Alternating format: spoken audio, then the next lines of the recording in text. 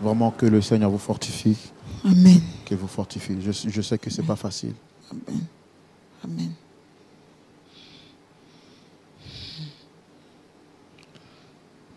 Dame Véronique, ça va? Oui, ça va. Ça va un peu. Vous faites quoi dans la vie?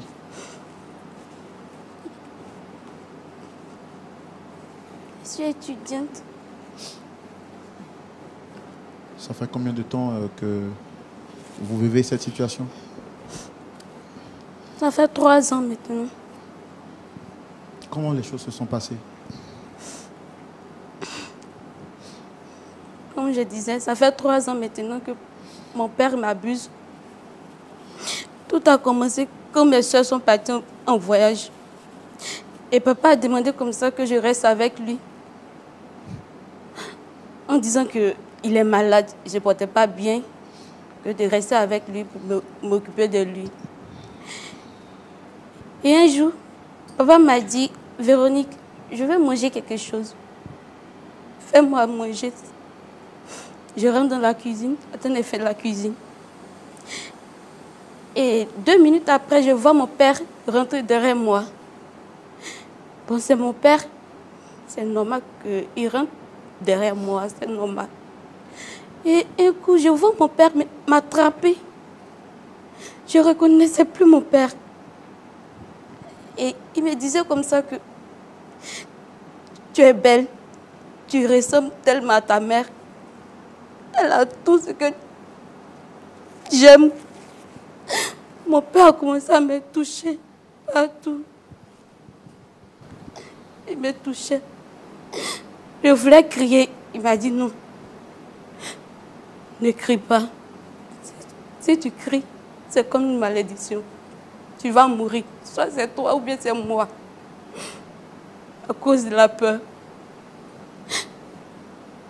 À l'école, partout, j'avais peur de dire tout le mot que je sors avec mon père. Ou bien mon père m'abuse. Je gardais le silence. Chaque jour. Et c'est dans la cuisine là-bas qu'il est sorti avec vous? Oui, dans la cuisine. Il m'a abusé de la cuisine. Chaque jour au salon, dans sa chambre. Il peut me dire, Véronique, va déposer quelque chose dans la chambre. Et comme ça, arrivé là-bas, il ferme la porte derrière moi. Il me pousse sur le lit. Et il me fait...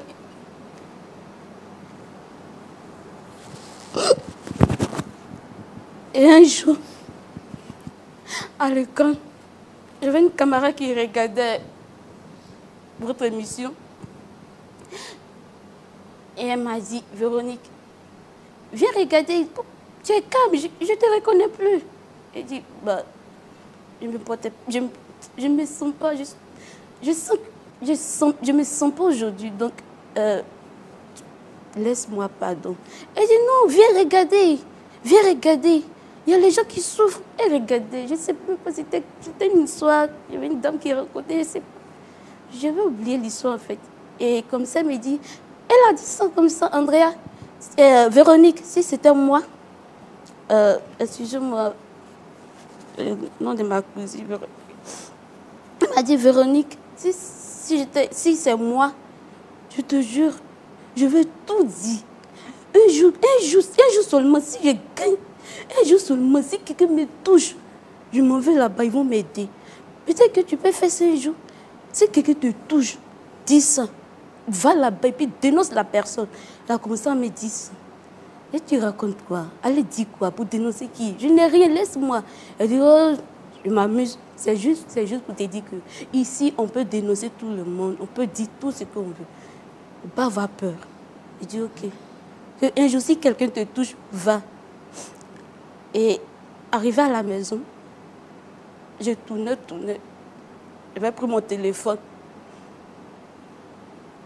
Elle m'a dit le nom, point d'accord. Elle m'a dit point d'accord. Et arrivé à la maison, j'ai commencé à faire mes recherches. Je tape, je vois les gens qui se retrouvaient dans à peu près les mêmes problèmes. Qui venaient ici pour parler, pour dire ce qu'ils ont vécu réellement. Et j'ai commencé à pleurer. J'ai dit, mais attends, si grand-sœur revient, je vais tout lui dire. Elle va m'aider, on va dénoncer papa. Il ne veut plus arrêter. Chaque jour, c'est la même chose. Chaque jour. Mon père il m'abuse chaque jour. Donc je suis fatiguée. Je vais dire à grand-sœur. Et un jour, quand mes soeurs sont de retour, je voulais dire à ma grand-sœur, j'avais peur. Parce que papa m'a dit comme ça que si je dis à quelqu'un, c'est comme une malédiction. Je vais mourir, soit c'est moi ou bien c'est lui. Donc j'avais peur. Mais arrivé ce moment, je trouvais que ça me fatiguait en fait. Et c'est comme ça que j'ai dit à ma grand-sœur. J'ai dit, grand-sœur, je vais te parler. Je suis fatiguée. Et c'est comme ça que j'ai dit à ma grand-sœur, la dernière, Ashley a 18 ans. Et elle était tellement fatiguée. Elle dit, grand-sœur, moi aussi, je vais te dire quelque chose. Je suis fatiguée aussi. Chaque jour, c'est péché, papa me fait aussi. Papa se couche avec moi. Des fois, il rentre derrière moi dans la douche. Il fait tout. J'avais peur. Aidez-moi. Et c'est comme ça, il dit à ma grosse-soeur, on peut aller dénoncer papa. Elle m'a dit, pourquoi? C'est mieux de régler ça ici, de causer avec lui. Je suis sûre que ça va aller. Il dit non, on doit faire quelque chose. Et c'est comme ça que j'ai donné le nom de l'émission. Et le numéro, les trucs, pour venir dire tout. Nous sommes fatigués. 3 ans maintenant, je suis fatiguée. 3 ans. 3 ans. Voir un père, c'est déshabillé devant toi, ça va trop vite. Mon père ne voulait pas voir quelqu'un derrière moi. Au quartier, je n'ai même pas le droit de causer avec un homme. Mes voisins, personne ne pouvait me rendre visite à la maison. Il ne veut rien comprendre. Chaque jour, je suis fatiguée. D'accord. Vraiment. Waouh. Pasteur Tchoumou. Oui, mon frère Roland. J'ai envie de dire que mon âme était sortie de mon corps. Pour aller où? Vraiment. Tellement l'émotion est à son paroxysme. Oui. Une manière de dire que je suis choqué, Oui. troublé depuis cette nouvelle saison. C'est ma première fois d'entendre une histoire aussi grave que celle-ci. Oui. Vous avez suivi avec nous l'histoire. C'est ça. Des enfants qui sont abusés par leur père. Elle a dit, voir son père se déshabiller devant soi, c'est traumatisant. Elle n'a plus d'amis, plus de contact avec l'extérieur. Grave, elles sont menacées de le dire à personne. Et aujourd'hui, elles ont voulu prendre leur courage à deux mains pour venir qu'on parle en famille. Et surtout qu'on les aide. Est-ce qu'on peut recevoir le père en question? Bien sûr. Public, merci de le recevoir sous vos applaudissements, s'il vous plaît.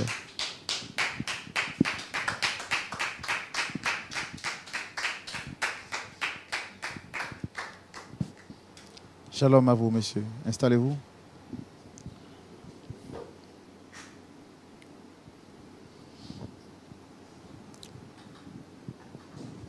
Shalom, monsieur Jean Aouri. Oui, shalom, shalom, monsieur. Vous allez bien, j'espère? Oui, je vais bien, mais je ne comprends pas pourquoi est-ce que... Bon, je ne sais pas si c'est pour... D'accord. Je ne savais pas qu'il y avait une affaire de émission en famille, c'est tout. Mais pourquoi quoi? D'accord, je pense qu'on va vous expliquer tout à l'heure.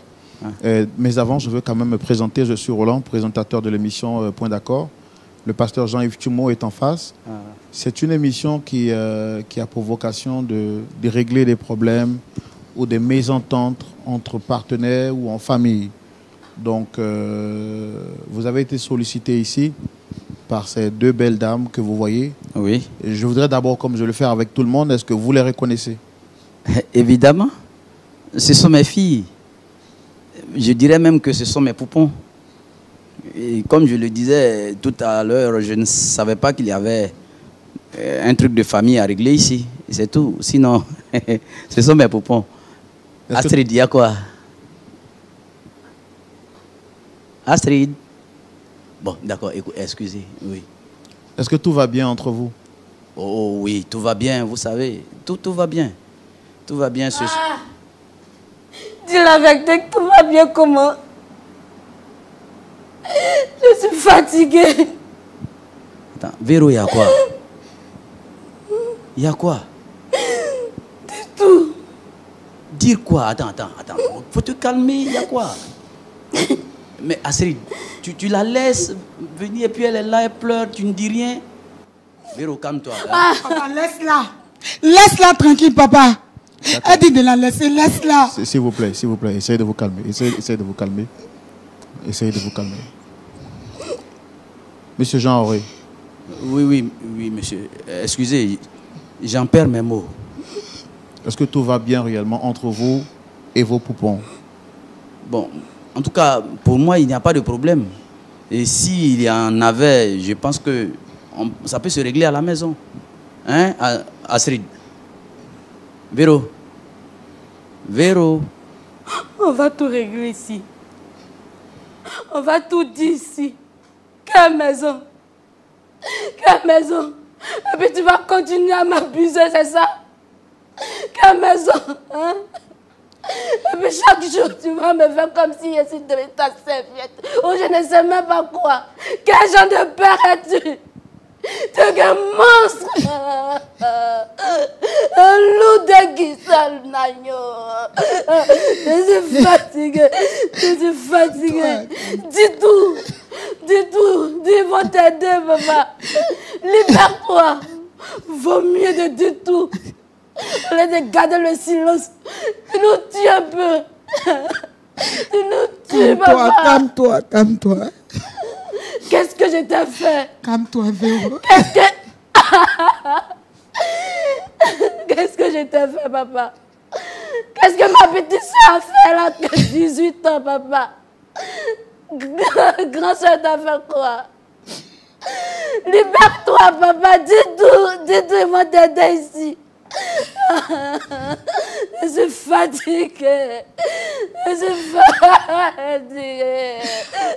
Papa. Calme-toi. Maman. Calme-toi.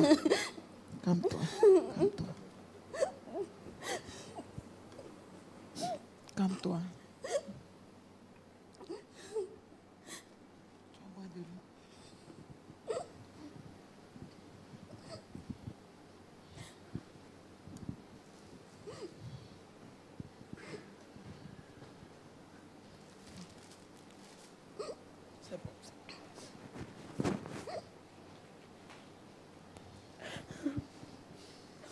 Essayez de boire un peu d'eau, s'il vous plaît.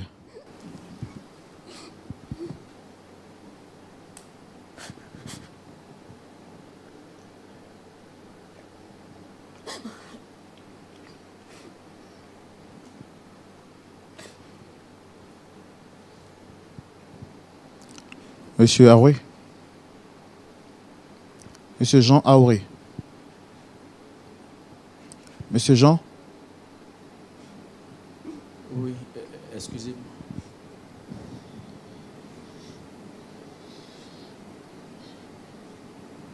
Est-ce que ce que votre fille vient de dire est la vérité?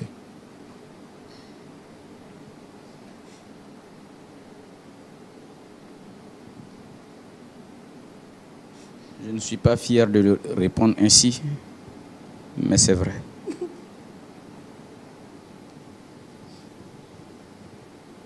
C'est vrai. Qu'est-ce qui a bien pu se passer pour que vous, un père, vous puissiez avoir des rapports avec vos 3 filles?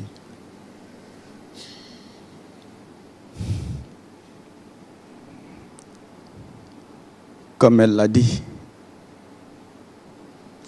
je vais tout dire. Oui, je traîne quelque chose en moi depuis longtemps. Mes filles ne le savent pas. Ma femme même ne le savait pas, jusqu'à ce qu'elle parte. Aujourd'hui, je vais faire une sorte de confession devant vous.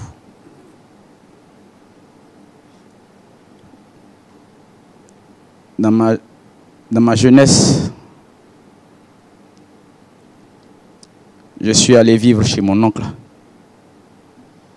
pour faire des études. Et là-bas, ce dernier abusait de moi. Oui. Je ne suis pas fier de le dire aujourd'hui, mais c'est la vérité. Il abusait de moi.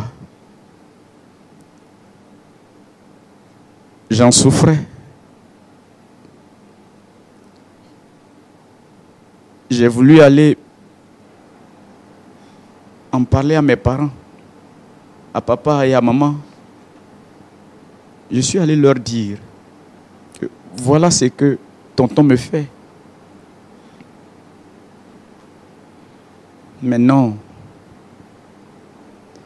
Papa et maman m'ont catégoriquement arrêté parce que pour eux, tonton, un oncle qui est un homme si pieux, ne peut pas avoir un tel comportement jusqu'à aller abuser d'un enfant. Ils m'ont traité de menteur. Ils m'ont même puni pour cela. Je n'ai jamais parlé de cela. Je suis resté renfermé sur moi-même, comme beaucoup d'autres enfants qui subissent certainement ce genre de choses. J'ai grandi avec, sans pouvoir en parler à quelqu'un, jusqu'à ce que je rencontre votre mère. Oh oui. Elle m'a apporté beaucoup de réconfort. Elle me comprenait. Elle me soutenait. Mais à elle non plus, je n'ai pas pu dire. Nous avons vécu d'intenses moments de joie et de bonne vie ensemble. Nous avons eu des enfants que nous aimons.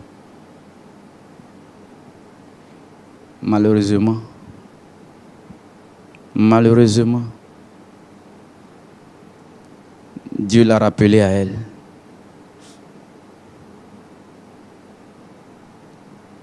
Elle est partie il y a environ 17 ans de cela. Et quand elle s'en est allée,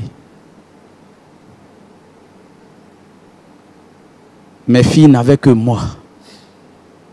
Moi seul. J'étais à la fois le père et la mère. Oui, c'est vrai que Astrid n'a pas pu aller à l'école, d'accord, mais je lui ai donné tout l'amour que je pouvais, à elle toute. Et ma femme partie, je ne pouvais plus accepter d'approcher une autre femme. Et pourquoi? Parce que pour moi, je trahirais sa mémoire. Non. Mon amour pour elle était si grand que je ne pouvais pas le faire. J'étais le seul à m'occuper de mes filles et je le faisais si bien. Mais la proximité a fait que j'ai pu découvrir en chacune d'elles un trait de leur mère. Allah, mon amour encore pour mes enfants a grandi et a grandi encore plus. Oui, je les aimais encore plus. Mais pour ne pas aller avec une autre femme, quand j'avais un désir,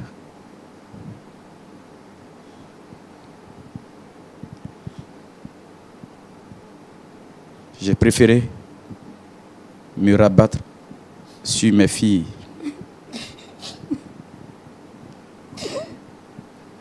Ainsi, je ne pourrais pas trahir la mémoire de ma femme. Oui, je le confesse.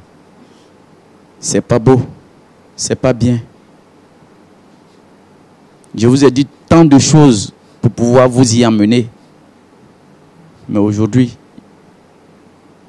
je le reconnais. Je vous ai fait tellement de tort. Tellement de tort. Astrid. Astrid. Oui, je comprends que tu pleures. Crois-moi, je ne vous veux pas de mal. Véro. Véro.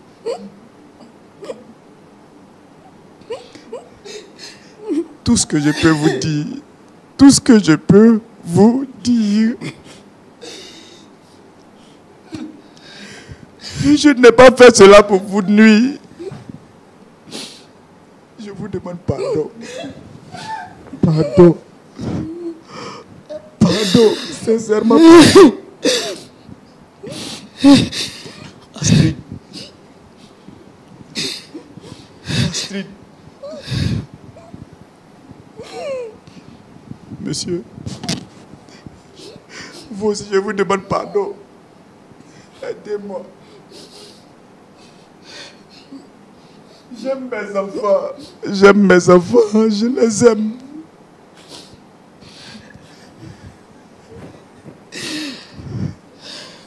Je vous aime. Je ne vous veux pas de mal. Je regrette sincèrement ce que j'ai eu à faire. Je l'avoue. Aucun père ne peut être fier de ce que j'ai fait. Je vous en supplie. Oui.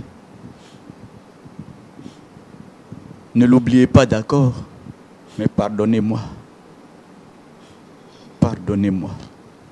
Est-ce que votre pardon est sincère, très cher monsieur? Est-ce que ce n'est pas parce qu'aujourd'hui, parce que vous êtes devant la face du monde, que vous demandez pardon? Pourquoi avoir attendu que vos enfants passent à la télé avant de leur demander pardon? Ce n'est pas le fait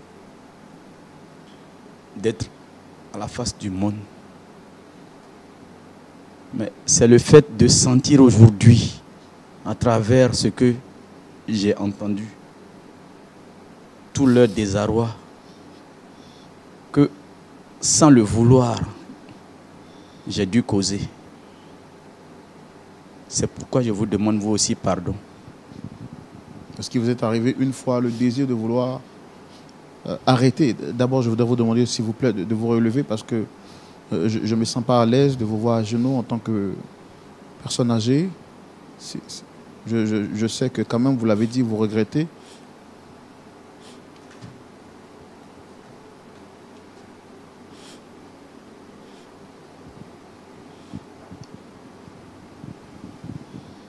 Est-ce qu'il vous est arrivé une fois de vouloir arrêter d'abuser vos enfants?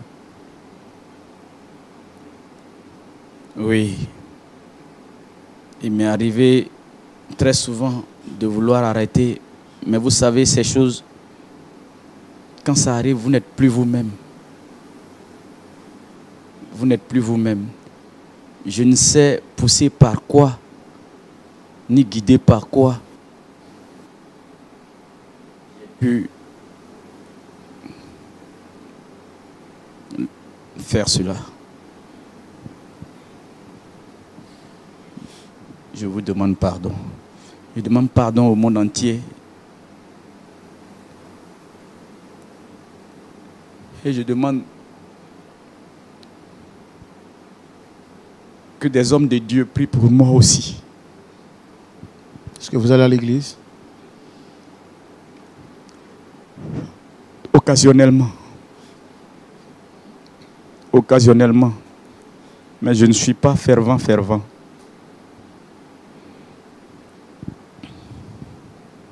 D'accord. Merci beaucoup.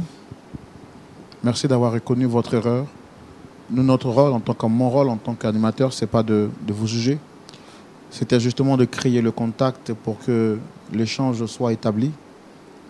Mais alors que vous reconnaissez votre faute, qu'est-ce que moi je peux faire?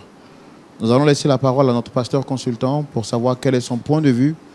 Et ce sera dans la rubrique à la loupe de la parole. Pasteur Jean-Yves Tchoumou, nous voici face à une situation difficile. Je l'ai dit tout à l'heure.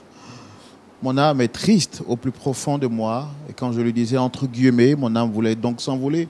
Une manière de dire que je cherchais donc le moyen de m'évaporer, de fuir. Parce que je n'ai jamais vu, je n'ai jamais entendu. Et comme un proverbe peut le dire chez nous en Afrique, ce que tes yeux n'ont pas encore vu, ne dis pas que ça n'existe pas. Le père aujourd'hui venu sur le plateau reconnaît avoir abusé de ses trois filles. Grave, il dit ne pas reconnaître quelle est la force qui l'a poussé. Il nous révèle sur ce plateau que lui-même, à l'âge de 15 ans, il a été abusé par son oncle. Et après avoir dit la vérité, ses parents l'ont frappé, le menaçant de ne plus jamais dire de sottises pareilles.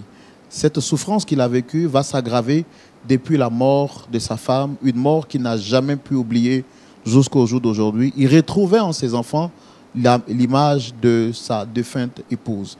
Est-ce que cela pourrait justifier qu'il ait de telles attitudes? Que nous dit la parole de Dieu, pasteur? Et que pouvons-nous faire pour les aider? Merci, Roland.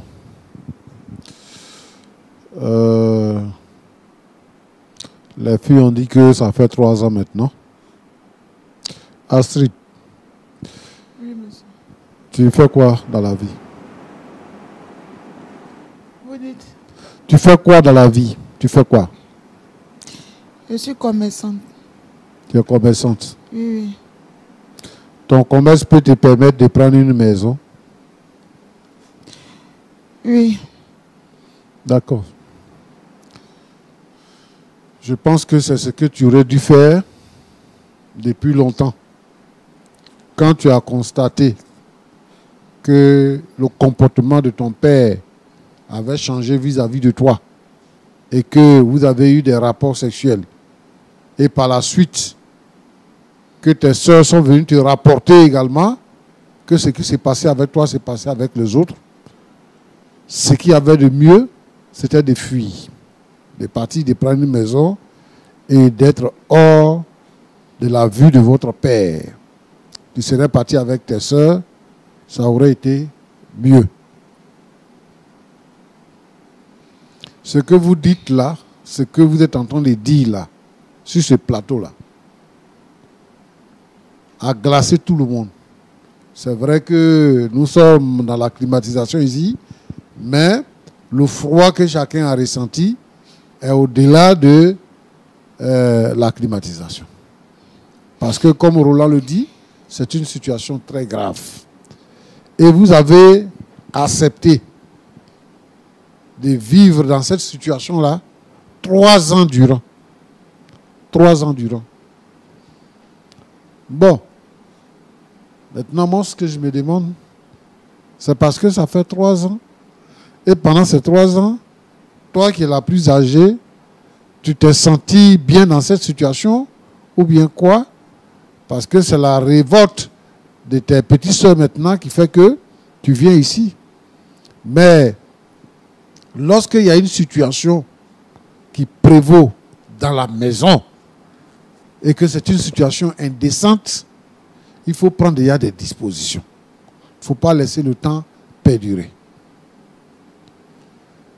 Et puis, un problème de sexe, où le père couche avec ses filles et vous restez dedans jusqu'à 3 ans.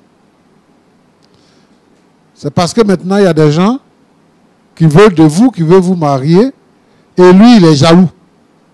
Donc, la situation ne vous arrange pas. C'est pour ça.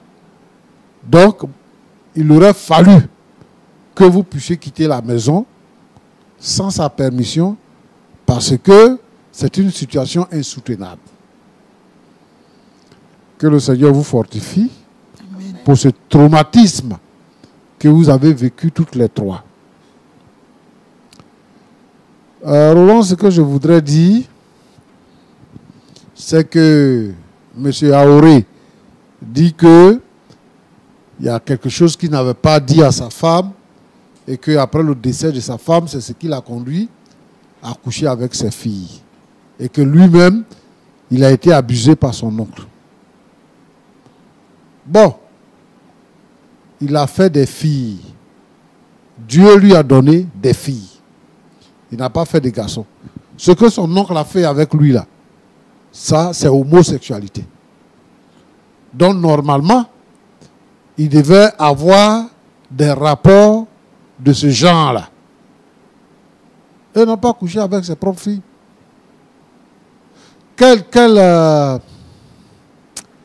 C'est quel fantasme c'est quoi? Comment il sent ça pour coucher avec ses filles?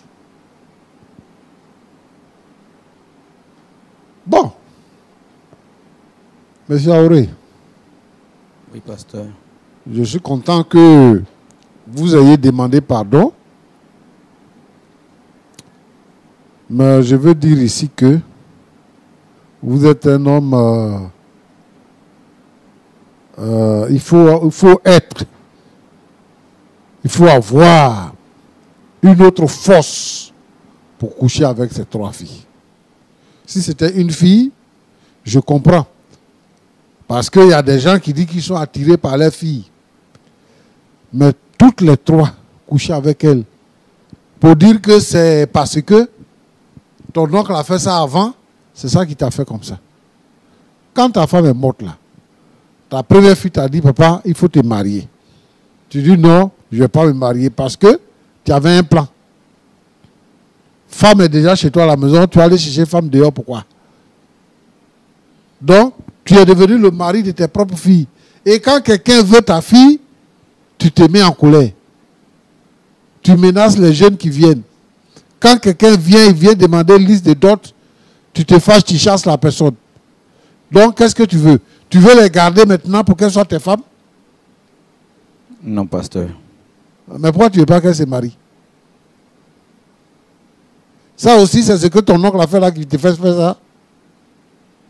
Non. Moi, je suis triste pour les Africains. Et ce que tu as mis devant, c'est quelque chose, c'est ça on dit, c'est avec préméditation. Parce que tu dis à tes filles que si tu en parles, la malédiction va te frapper. Mais avant de dire ça, tu dis que c'est ce que la tradition demande. Si la tradition demande, c'est qu'on peut en parler. Puisque ce n'est pas honteux. Si tout le monde se comporte comme ça dans la société, dans notre société, on peut en parler. Alors vraiment, je comprends que tu demandes pardon. Mais nous sommes vraiment très brisés ce soir d'apprendre ce que vous êtes en train de dire là. Toi et puis tes filles, sur ce plateau-là. Nous sommes très brisés de l'apprendre. Et, comme tu as dit là, tu n'es pas pratiquant. Tu vas quelquefois à l'église, tu n'es pas pratiquant. Le problème, ce n'est pas l'église. Aller à l'église là, ça ne fait rien. Il y a des gens qui pensent que, parce que de temps en temps, ils vont à l'église, ils vont être sauvés. C'est pour ça que quand les gens meurent, on voit que le Seigneur ait pitié de son âme, que le Seigneur reçoit son âme. Non. Hein? La voie du salut que le Seigneur nous présente, c'est que si tu crois au Seigneur Jésus, tu seras sauvé. Et le Seigneur Jésus est venu mourir parce que nous sommes des prêcheurs. Et c'est lui qui accepte Jésus, qui se repent de ses péchés. C'est-à-dire qui confesse ses péchés et qui les abandonne, qui accepte de suivre le Seigneur, il obtient miséricorde. Parce que le salaire du péché, c'est la mort. La mort, là, c'est la mort physique et la mort éternelle. C'est-à-dire la mort du corps et la mort de l'âme. Celui qui pêche, quand il meurt, les prières du monde entier réunies ne peuvent pas lui accorder le salut. Il ira en enfer. C'est quand on est vivant qu'on cherche le Seigneur. Aujourd'hui, tes filles te donnent l'occasion de chercher le Seigneur. Repends-toi sincèrement. Ce n'est pas parce qu'on est ici sur le plateau qu'on va dire je demande pardon, mais repends-toi sincèrement. Et viens à l'église, on va prier pour toi, pour que tu reçoives la délivrance de tout ce qui est en toi, de mauvais, pour que tu délaisses toutes ces choses-là. Et Roland, le diable a libéré les démons de la sexualité. Tous les démons de tous les vices sexuels ont été mis en liberté. C'est pour ça qu'aujourd'hui, on peut voir des hommes qui couchent avec des hommes, des gens qui couchent avec des animaux, des hommes, des femmes qui couchent avec des animaux. Tous les rituels sont liés à la sexualité. Maintenant, des parents qui couchent avec leurs enfants. Ça là même, ce n'est pas pour faire rituel. Lui-même, ses propres envies fait qu'il couche avec ses enfants. Et je veux dire que le monde est sous la menace de la mort éternelle. Je veux prier aujourd'hui pour tous ceux qui couchent avec leurs filles, qui couchent avec leur maman, qui couchent avec leurs nièces, qui couchent avec leurs neveux, pour tous ceux qui pratiquent l'insexe. Je veux prier pour toutes ces personnes-là aujourd'hui, pour que Dieu intervienne. Tous ceux qui sont influencés par certaines prédications qui les entraînent dans la sexualité. Dieu a créé un canevas. Le sexe s'utilise dans le mariage. En dehors du mariage, c'est un péché. C'est mal devant Dieu. Et si vous faites ça en dehors du mariage, tout ce qu'il y a comme vice derrière le sexe, vous pouvez pratiquer. Mais si vous le faites normalement, oui, Dieu va vous bénir. Je vais dire ici, je vais interpeller les gens. Si ton mari est mort, si ta femme est morte, il faut te remarier. Il y a des gens, dans leur religion, on leur dit que si ta femme est morte, si ton mari est mort, tu ne dois plus te remarier. Ces choses-là entraînent ce genre de vices. Si ton mari est mort, tu es libre. Si ta femme est morte, tu es libre. Tu peux marier une autre femme. C'est mieux de prendre une autre femme pour la marier que de coucher avec ses propres enfants. Que de coucher avec ses propres enfants. Donc, mon cher Roland, je veux lancer ici un appel pour dire que tous ceux qui vivent dans cette situation-là, ils n'ont qu'à rentrer en contact avec moi. Nous allons prier pour eux, pour que le Seigneur les délivre et qu'ils aient une vie libre. Il a blessé ses enfants. Il a détruit la vie de ses enfants. Coucher avec sa propre fille. Et ça va marquer les enfants. Même dans leur mariage, dans leur foyer, là, ça va les marquer. Et ça va détruire leur vie. Ce que je veux, c'est que le Seigneur puisse restaurer la vie de ces jeunes filles-là. Et que le Seigneur les bénisse. Que le Seigneur ouvre les portes pour qu'elles puissent se marier. Mais, en même temps, je dis que